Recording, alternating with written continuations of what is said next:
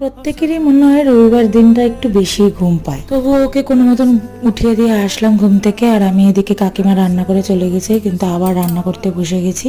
এখন ঘুম থেকে উঠে এসে দেখছে যে আমি কি রান্না করছি, আর যেই দেখেছে চিংড়ি মাছের মালাইকারি করছি, তো ব্যাস আর কোনো কথা নেই। ও আমার হাতে চিংড়ি মাছের মালাইকারি খেতে ভীষণ ভালোবাসে। রান্না শেষ করে তাড়াতাড়ি খেয়ে দিয়ে আমরা তিনজন মিলে বেরিয়ে গেলাম। সামনে ওর পাপার জন্মদিন আসছে, তাই একটু জামা কাপড় কিনতে গেছিলাম। আর এদিকে মাম্মার কাণ্ড দেখো, ম্যানিকুইনের হাত ধরে টানছে আর বলছে চল খেলবো চল। আমি যতই ওকে বলছি যে না মাম্মা এগুলো পুতুল, এগুলো সাথে যাবে না, এগুলো এখানেই দাঁড়িয়ে থাকবো, কিছুতেই শুনছে না, ও নাকি সাথে নিয়েই যাবে। আর এই যে দেখো দুষ্টুটাকে কোথায় গিয়ে লুকিয়ে বলছে মা টুকি টুকি। এত দুষ্টু হয়েছে এটা না। কেনাকাটা হয়ে গেছে, এখন বাড়ি যাওয়ার পালা।